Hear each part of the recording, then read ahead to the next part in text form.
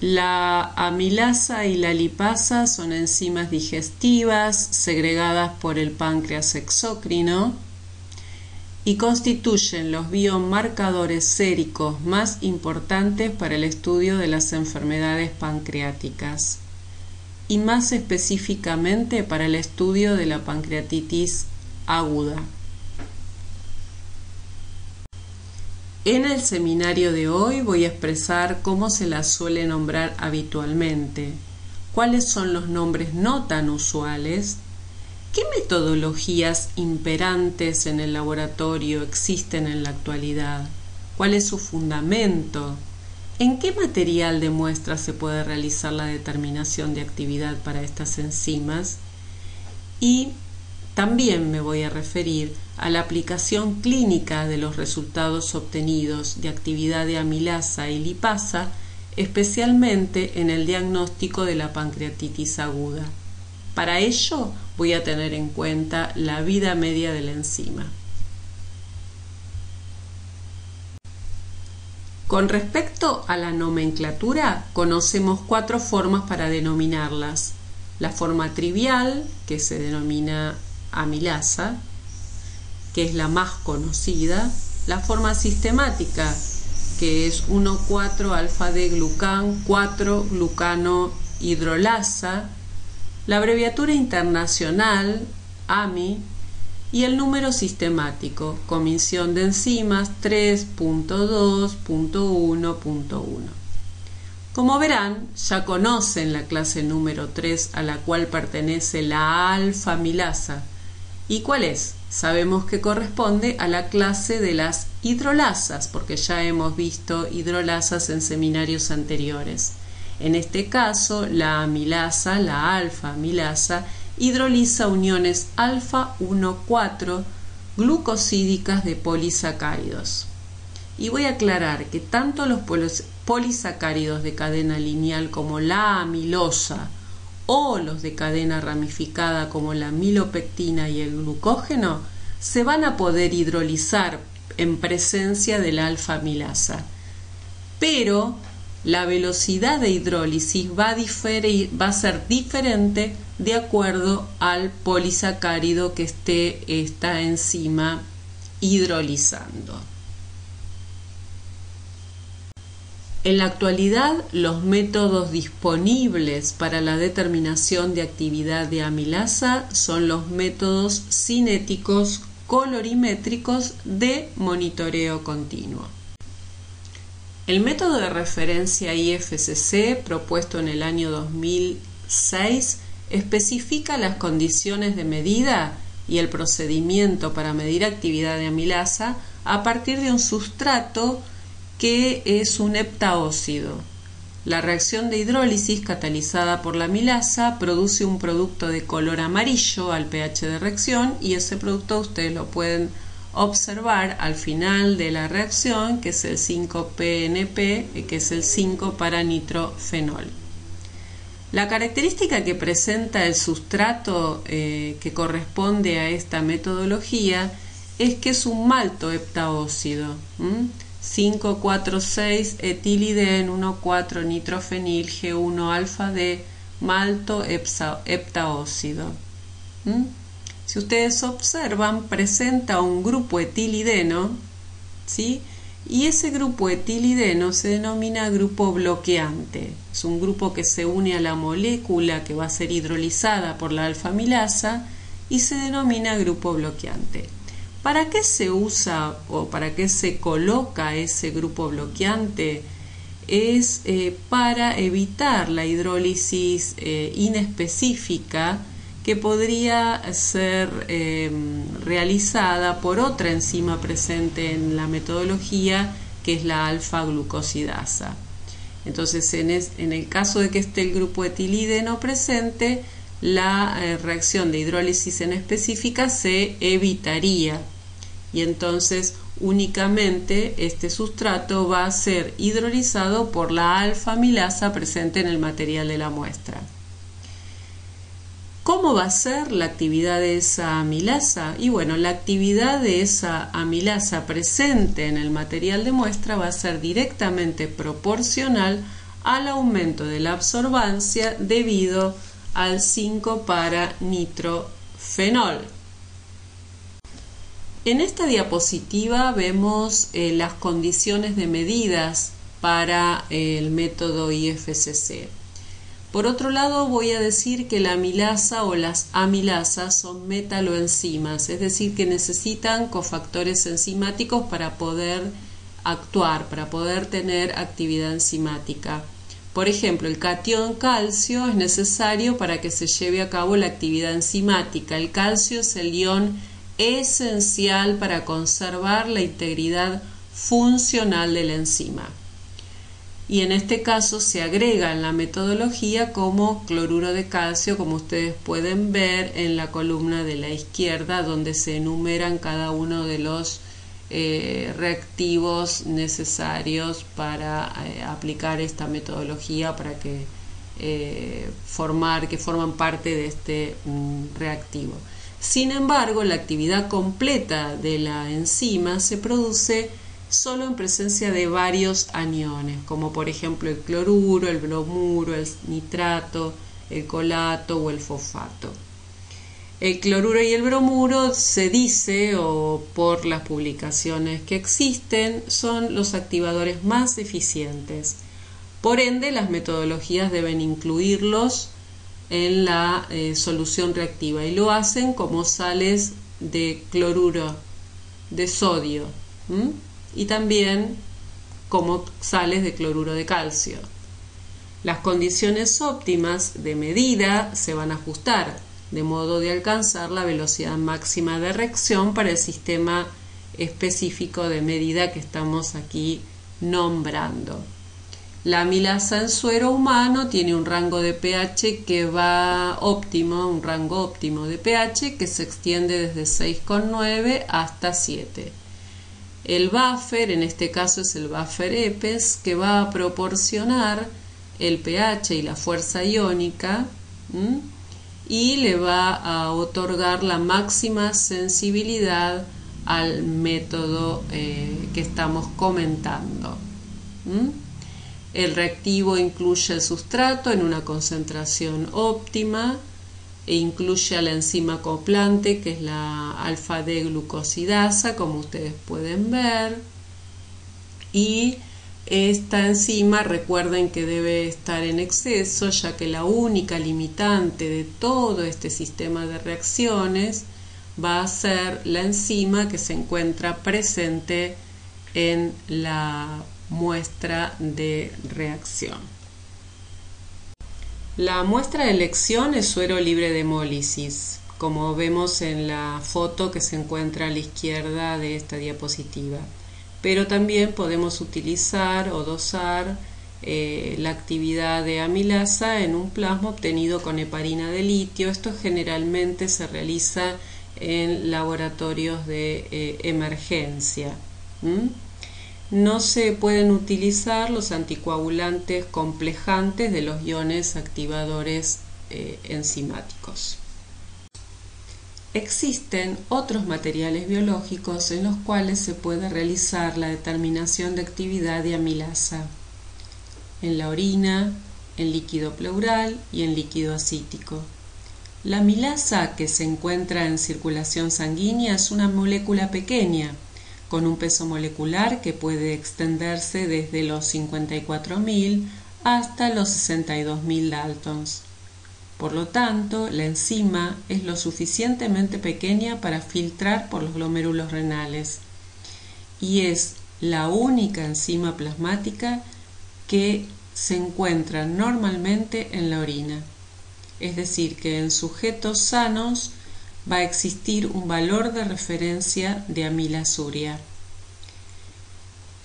También es útil su determinación en el líquido pleural o en el líquido acítico en aquellos individuos que se evalúa, en aquellos individuos en los cuales se evalúa la presencia o no de fístulas pancreáticas.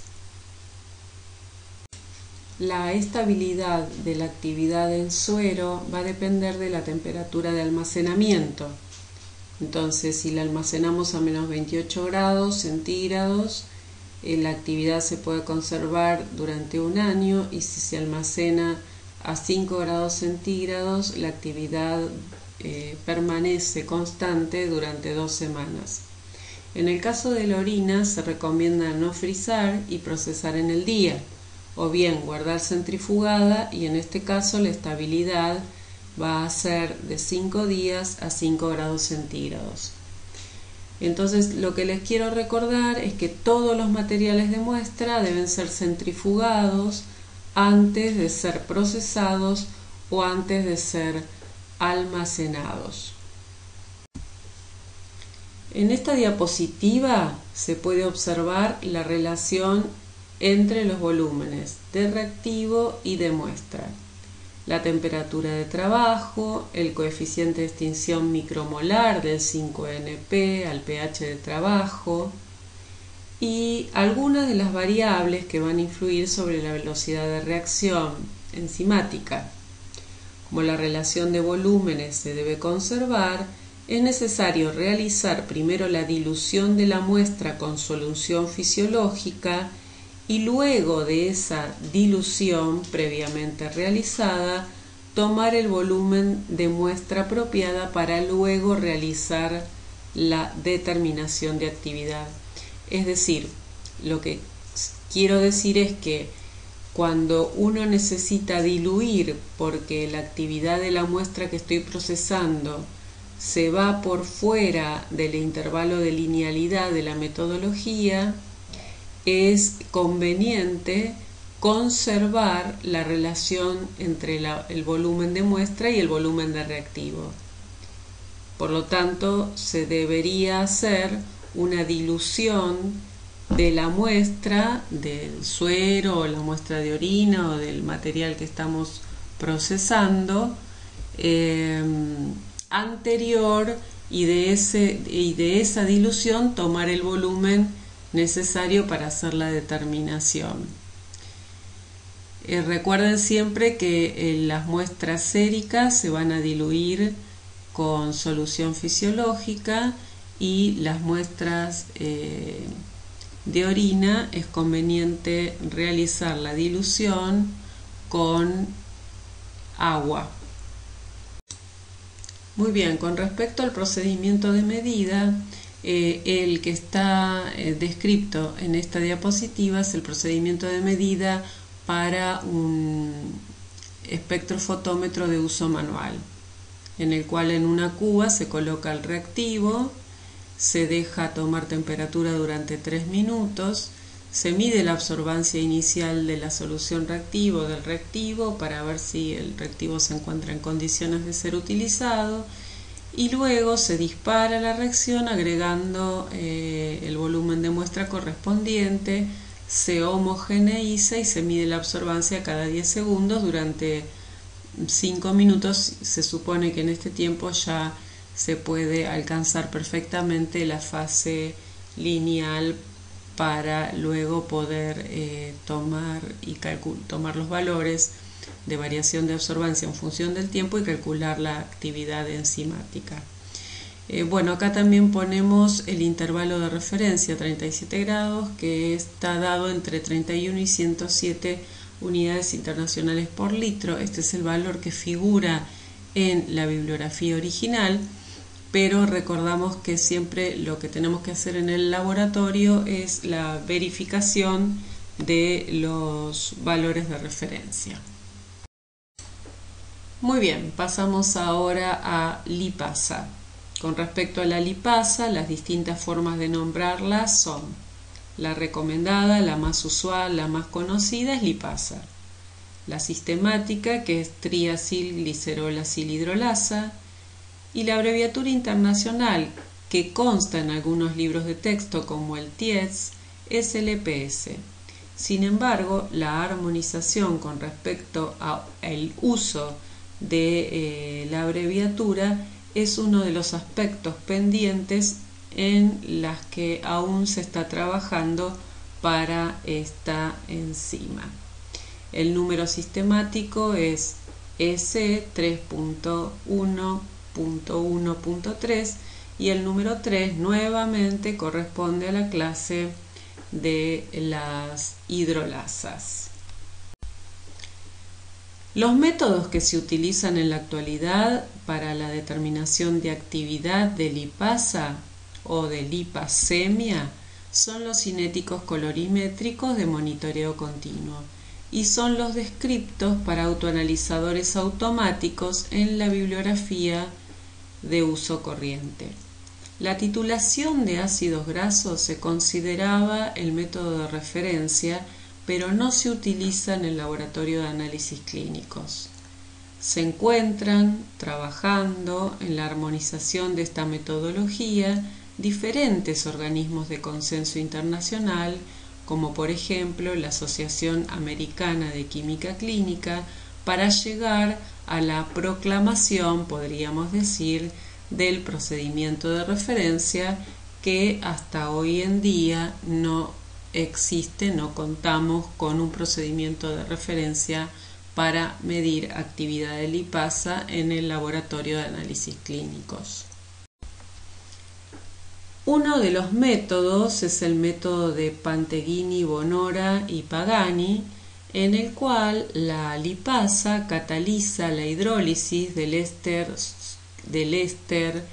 1,2 o dilauril RAG-glicero 3 ácido glutárico 6 metilresofurina para llegar a la formación del producto metilresofurina.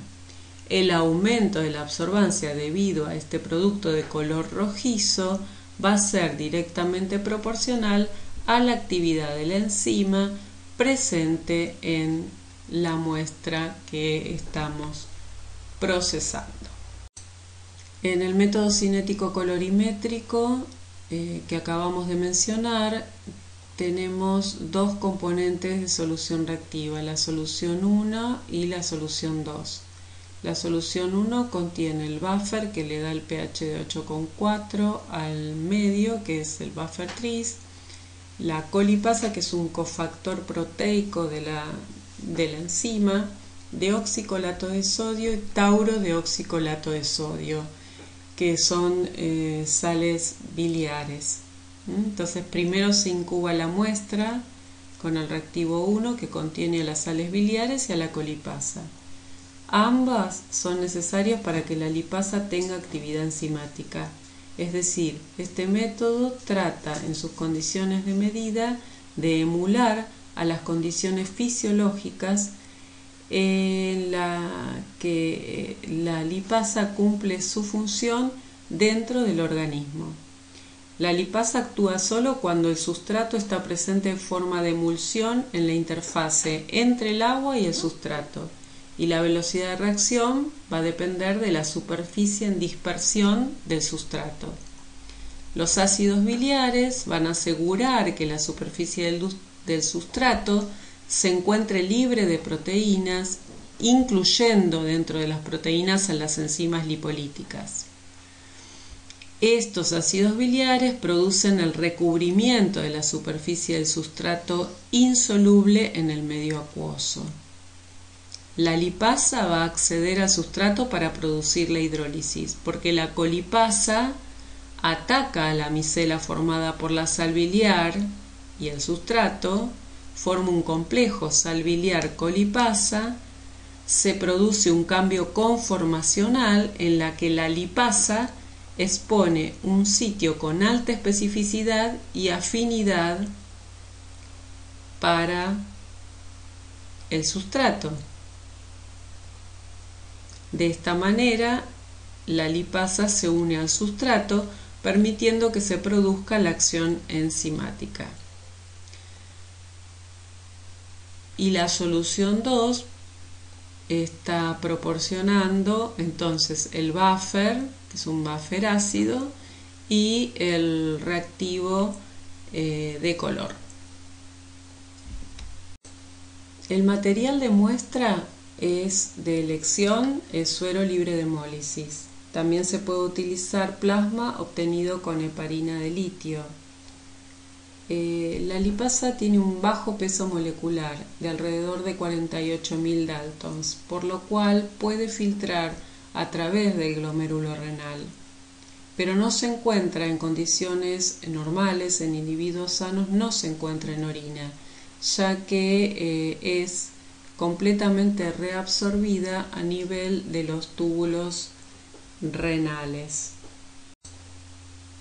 Aquí se exponen condiciones de medida, por ejemplo la longitud de onda de lectura de absorbancia para detectar el aumento debido al producto de la reacción metilresofurina, que es 580 nanómetros, la temperatura de trabajo 37 grados centígrados, el pH en la mezcla final de reacción, que es 8,3, la fase lag de 1 minuto y el coeficiente de extinción micromolar de la metilresofurina, que es 62,3 centímetros cuadrados sobre micromol.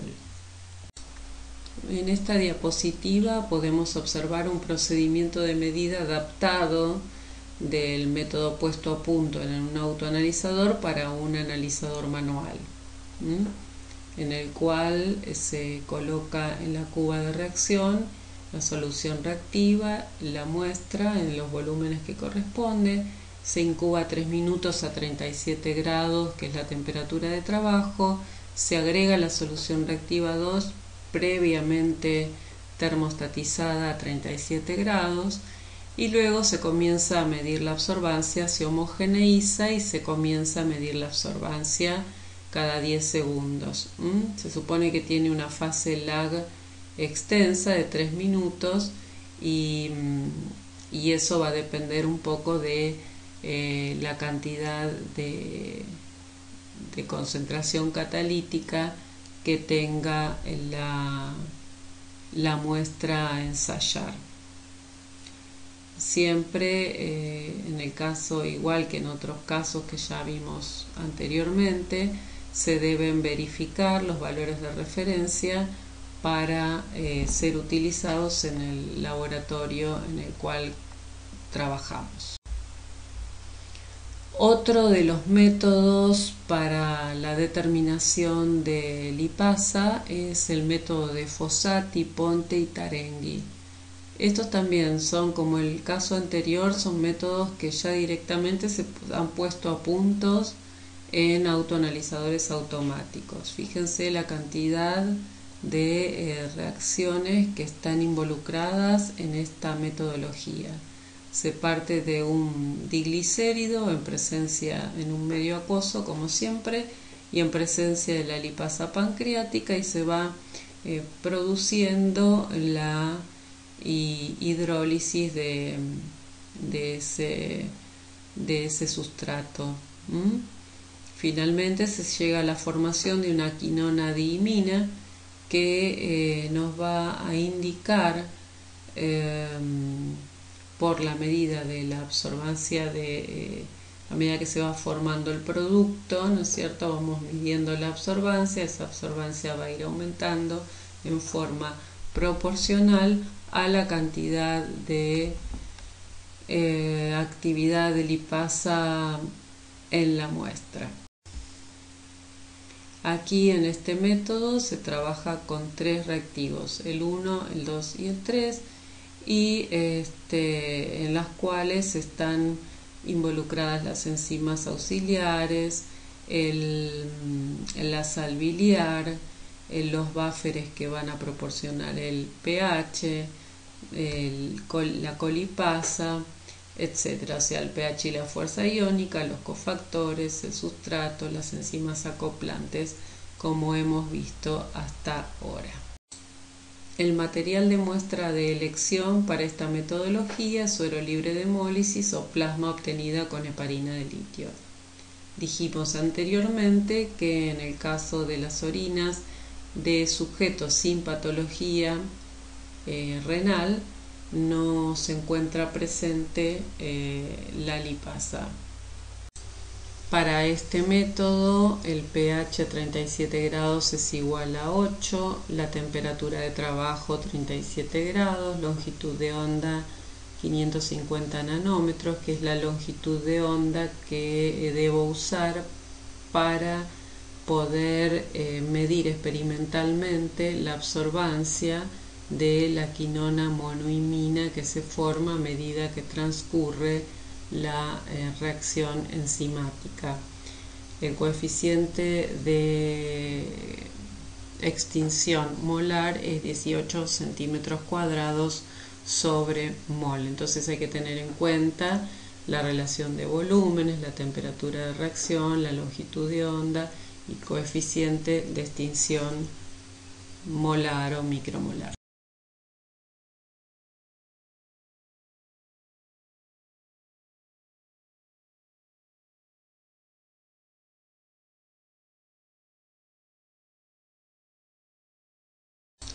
Con respecto a la estabilidad de la actividad sérica de lipasa, podemos decir que se mantiene constante durante 3 semanas si se almacena a 4 grados centígrados. En las diapositivas siguientes vamos a realizar la interpretación clínica de algunos resultados de actividad sérica de lipasa y de amilasa. Para realizar una adecuada interpretación clínica de los resultados, debemos conocer la ubicación tisular de estas enzimas. La amilasa está presente en varios órganos y tejidos. La mayor concentración se observa en las glándulas salivales, que secretan amilasa tipo S o amilasa salival, la que inicia la hidrólisis de los almidones mientras el alimento todavía se encuentra en la boca y en el esófago. Mientras que en el páncreas la enzima tipo P, que es la enzima pancreática, está sintetizada por las células acinares y luego se va a secretar al tracto intestinal a través de los conductos pancreáticos. En el tracto intestinal va a tener una acción eficaz, ya que su acción se ve favorecida por el pH alcalino del duodeno. Pero también la actividad amilasa se encuentra en estratos de semen, en testículos, ovarios, trompas de falopio, músculo estriado, pulmones, tejido adiposo. La enzima puede estar presente en calostro, en lágrimas y en leche. En tumores epiteliales de pulmón y de ovario también pueden contener una actividad de amilasa considerable. Con respecto a la lipasa es más específica de páncreas, o sea, un aumento de lipasa en circulación generalmente proviene de páncreas, aunque podemos ver que en algunas afecciones pulmonares hay un aumento leve de lipasa, porque también se encuentra sintetizada en pulmón, en intestino y en estómago. Este es un caso típico de pancreatitis aguda. Un paciente que concurre a la consulta médica por malestar abdominal luego de 12 horas de iniciados los síntomas. La amilasemia es de 580 unidades internacionales por litro para un valor de referencia de 95 unidades internacionales por litro. La lipasemia es de 780 unidades internacionales por litro para un valor de referencia de hasta 60 unidades internacionales por litro, y la amilasuria es de 560 unidades internacionales por litro. Los 3 parámetros se encuentran elevados por encima de su valor de referencia. En una pancreatitis aguda, en el diagnóstico de la pancreatitis aguda, tanto la amilasemia como la lipasemia se elevan 3 veces por encima del valor de referencia, del límite superior del valor de referencia. En el caso de la pancreatitis aguda, ustedes recordarán que es una inflamación brusca del páncreas, que está provocada por la activación de enzimas que producen la autodigestión, y en casos graves parte del páncreas se va destruyendo en un proceso necrótico que produce una reacción inflamatoria generalizada que puede afectar otros órganos. En la curva, en el gráfico que se encuentra en esta diapositiva, Vemos que se grafica actividad enzimática en función de los días posteriores al inicio de los síntomas. Fíjense cómo primero se comienza a segregar lipasa, luego amilasa, pero la que primero hace el pico en sangre es la amilasa y la lipasa realiza el pico en sangre más tardíamente y permanece elevada también varios días después de iniciado los síntomas. Si la función renal es normal o el riñón de este paciente no presenta ningún tipo de patología, el pico de amilasa se eleva y inmediatamente desciende. Este diagnóstico de pancreatitis aguda se da en una paciente de sexo femenino de 61 años de edad que concurre a la guardia de un hospital con dolor abdominal, fiebre, náuseas y vómitos. Y esta pancreatitis aguda tiene como causa litiasis biliar. Observen que la actividad de amilasa en suero es de 900 unidades internacionales por litro, lipasemia 1320 unidades internacionales por litro. Están elevadas más de 3 veces por encima de su valor de referencia y recordamos entonces que en las litiasis biliares se va a producir la obstrucción de la vía biliar por un lito y produce un proceso de tipo colestásico en el cual se elevan las transaminasas 2 veces por encima del valor de referencia. Esta encuentra elevada la alcalina y la bilirrubina total está aumentada a expensas de la bilirrubina directa. En general, las litiasis biliares son más frecuentes en sexo femenino de aproximadamente 60 años de edad. La etiología más común de la pancreatitis aguda es la litiasis biliar.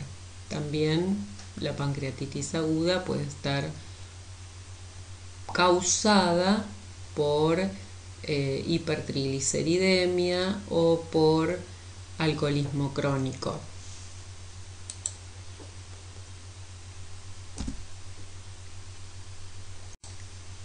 Presento en esta diapositiva el diagnóstico de pancreatitis crónica avanzada, en el cual los niveles de amilasemia y de lipasemia se encuentran dentro de los valores de referencia. El diagnóstico de pancreatitis crónica comprende la detección de alteraciones morfológicas o de alteraciones funcionales de la glándula pancreática. Y el mejor método para evaluar la función pancreática exócrina es el test de secretina colecistocinina en estos pacientes, pero debido a su baja disponibilidad y además es incómodo para el paciente porque precisa la colocación de una sonda en el duodeno por parte del personal médico, es bastante poco utilizado en estos días. Para la detección de pancreatitis crónicas se utilizan otro tipo de test que son test indirectos, que evalúan, se fundamentan en la valoración de arasas inespecíficas, por ejemplo el test del pancreolauril o la determinación de la concentración fecal de enzimas pancreáticas como la quimotripsina fecal.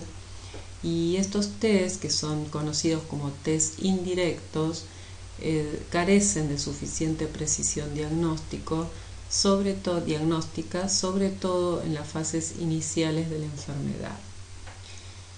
La elastasa 1, que también tenemos el resultado para este paciente en esta diapositiva, es una enzima específica del páncreas que tiene diversas ventajas. Es estable en su paso a lo largo del tubo digestivo, y su concentración en las heces no se va a modificar por la administración oral de enzimas pancreáticas. En los últimos años se ha comercializado un enzimo inmunoanálisis que utiliza dos anticuerpos monoclonales para la determinación de la concentración fecal de esta enzima. La elastasa fecal ha demostrado ser estable a 4 grados centígrados y a temperatura ambiente.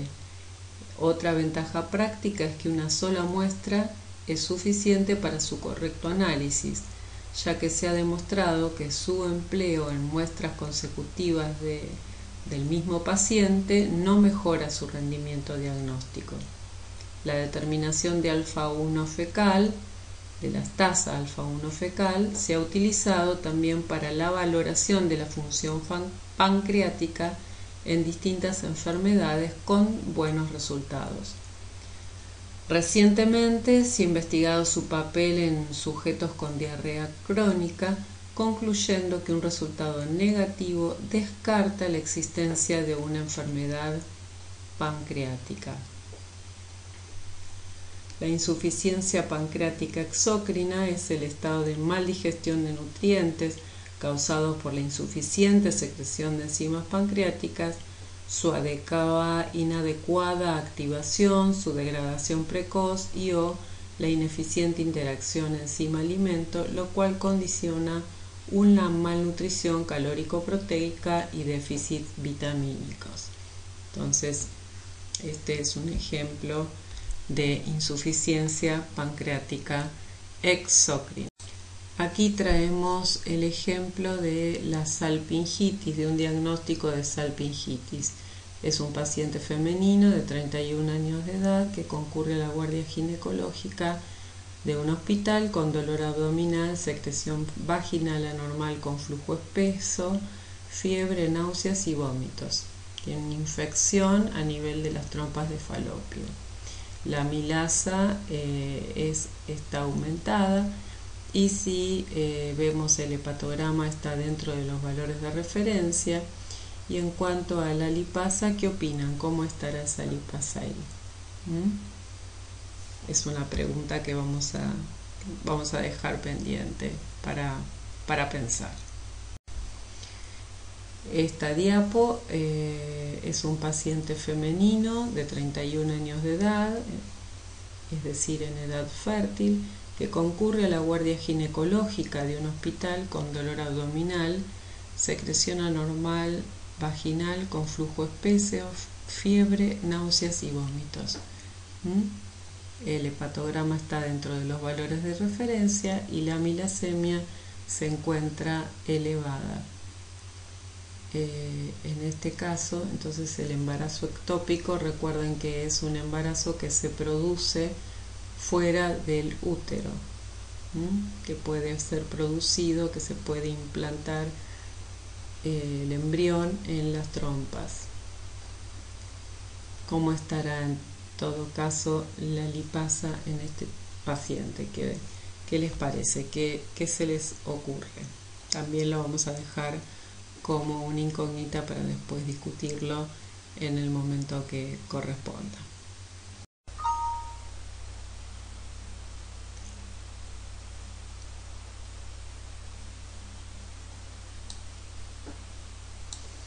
Este es el caso de un paciente femenino de 23 años de edad con dolor abdominal, con diagnóstico previo de enfermedad celíaca. Bilirrubina total 0,6 miligramos por decilitro, bilidirecta de 0,2 miligramos por decilitro, ALT 25 unidades internacionales por litro, AST 29 unidades internacionales por litro, fosfatasa alcalina 96 unidades internacionales por litro, amilasemia 320 unidades internacionales por litro y lipasemia 23 unidades internacionales por litro. Salvo la determinación de amilasemia, el resto se encuentra dentro de los valores de referencia. O sea que acá tenemos un aumento de amilasa en suero, mientras que la lipasa se encuentra dentro de los valores de referencia. Como es un enfermo celíaco, se puede pensar que existe un macrocomplejo entre la amilasa y una inmunoglobulina. formando una macroamilasemia que presenta actividad enzimática y una vida media mayor en circulación. ¿Cómo detecto si existe o no esa macroamilasemia? Realizando una precipitación con polietilenglicol. Es decir, a la muestra le mido actividad de amilasa, luego otra alícuota de la muestra la trato con polietilenglicol, la centrifugo 5 minutos y observo la actividad o mido la actividad que queda en el sobrenadante de esa muestra tratada previamente con polietilenglicol. Recordemos entonces que el polietilenglicol lo que hace es precipitar los inmunocomplejos. Significa que en el sobrenadante va a quedar una actividad de amilasa menor a la que había previamente al tratamiento.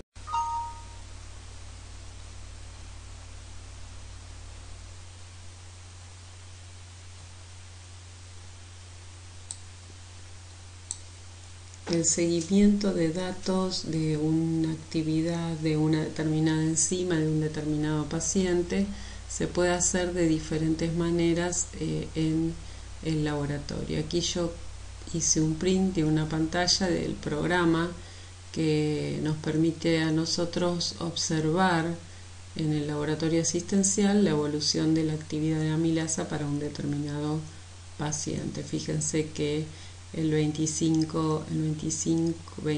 de diciembre hace el pico y luego va disminuyendo a medida que pasan los días.